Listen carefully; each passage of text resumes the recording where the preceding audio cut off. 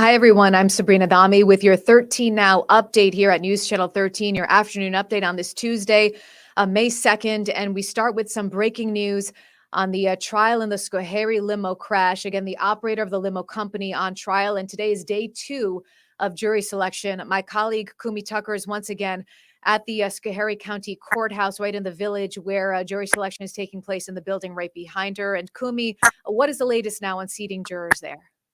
Well, the very latest is that they've managed to seat 5 jurors in this case. Yesterday, we were not at that point. That was day 1. And this morning, the prosecution and the defense had a chance each, about an hour each, to talk to this jury panel, the 16 people seated in a box, to get to know them a little bit and to find out what experiences they've had. And then they issued their challenges. And then from that group, they were able to pick 5 jurors in this case. It's been more than 4 years since the horrific crash in Schoharie that took the lives of 20 people. Nauman Hussein is the operator of the limo company involved in that crash. He is charged with 20 counts of manslaughter and another 20 counts of criminally negligent homicide. And so in the end, jurors will be able to either find him not guilty of both of those charges or guilty of either one or the other. And certainly in a tragedy of this magnitude and in this community, there have been so many people in this jury pool who either knew someone involved in this case or knew someone who was on this really extensive list of potential witnesses. So right now in the courthouse behind me, the judge is talking to a whole new panel of people, trying to get to know them. The next step in this would be the prosecutor being able to speak to those people and the defense attorney to be able to speak to those people. And this jury selection is taking a little bit longer than a usual case because of the complicated nature and the high-profile nature of this case. But it is certainly something that they want to be doing in a slow and deliberate. That is what they're doing at this point. They think that jury selection could go on for another couple of days, although it was a positive point that they were able to agree and pick on 5 people. Another interesting point is that the judge gave both sides more than the usual amount of peremptory challenges. So each side has 20 peremptory challenges, which means that they can simply say and reject the jurors, the potential jurors, without really saying why. And then, of course, there are challenges for cause. So this process is still ongoing. And, of course, we will be here live at 4 o'clock on Channel 13. Sabrina?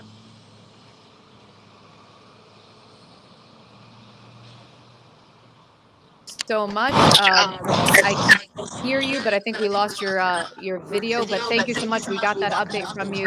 Kumi Tucker joining us live from Schoharie. Again, Kumi telling us that 5 jurors have now been seated in this high-profile trial in the village of Schoharie, right outside the Schoharie County Courthouse. Kumi Tucker joining us there. Let's get to the latest now on the chaos surrounding the Albany Empire and the new details that continually come out on this case. My colleagues, Tessa Bentulin, Stella Porter, here in the 13 Now studio, both joining us right now. And let me get myself out of this video so we can see both of you, because both of you guys are here. There we go. Both Stella Porter, Tessa Bentulin here. You both are tackling different angles of this. So Tessa, let's start with you because you have an update from Albany Police directly on this. Yeah, so I just got a text message from Steve Smith, who is the Albany Police Department's public information officer. We asked if there was any sort of report filed after that Albany Empire game over the weekend against Carolina. And he said, yes, a report of aggravated harassment was taken yesterday morning around 9:50 a.m. at the Holiday Inn on Broadway. Steve Smith says he cannot identify the victim of the incident because the investigation is ongoing at this time. But meanwhile, we spoke with Michael Hall yesterday. He is one of the kickers, a filling kicker for the Albany Empire. And he told us that he was punched in the face by another player after that incident with some money issues and players and the team not getting paid for their games and stuff like that. So he was defending Antonio Brown and management of Albany Empire. And it seems like that's why they got into an argument. Our Tiffany Payton did that interview yesterday. And in the beginning of the interview, everything was fine. She sat down with him. He was answering questions about the team, how things are going. It got Answered heated questions quite about quickly. that. Yeah, and it got heated super quickly. There was several team members that came in and were questioning him, telling him, no, you're saying the wrong thing. Do you remember what actually happened? So we'll have more of that kind of confrontation live at 4:00. But at the same time, Steve Smith not exactly identifying the person who filed that report. We have asked him if there is a link between that report and Michael Hall, but he has not gotten back to me just yet. Stella, you have been reaching out to fans and trying to get their take on all of these new details that keep coming out on this. And what are you hearing? Yeah, Sabrina, there's a really passionate fan base here. This team is super involved in the community because of the size of Albany. They're able to be familiar faces here. And I talked to one mom whose son was in the hospital a few years ago. The team came, they signed a ball for her son, and that's when her family really made the connection with the team. And they've been diehard fans ever since. And she says her message was pretty simple. They just want their team back. They want to be able to go to a home game, enjoy it as a family, and not have all this drama. So they just feel like with the loss of longtime players and the coach that everyone really trusted, she's not sure whether she'll go back to another game at this point.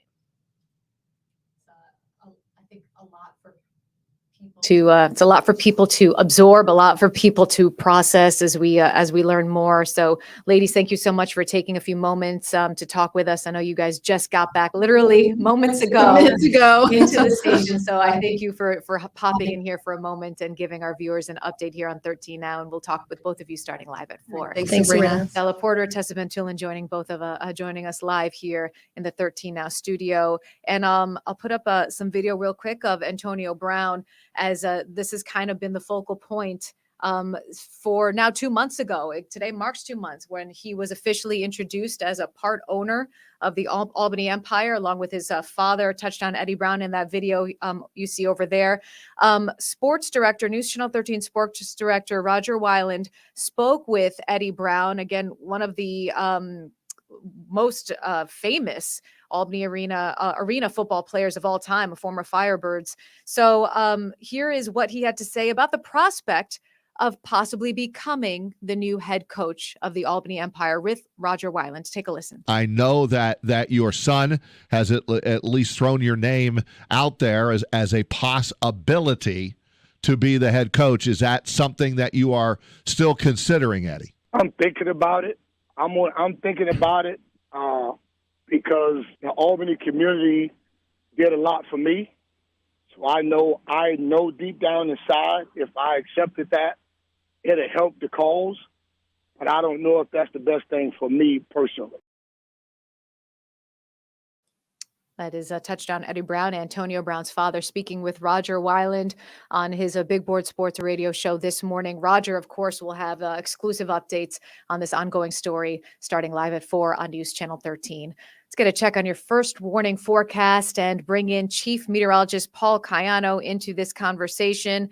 Paul, you have to unmute your mic on your end, it looks like, so we can hear you, because that's important. There we go. All right. Got you now, Paul. When will this rain go away? Boy, I'll tell you, it's going to be a slow process, Sabrina. I mean, it's not raining the whole time, but every day it seems like we have these showers.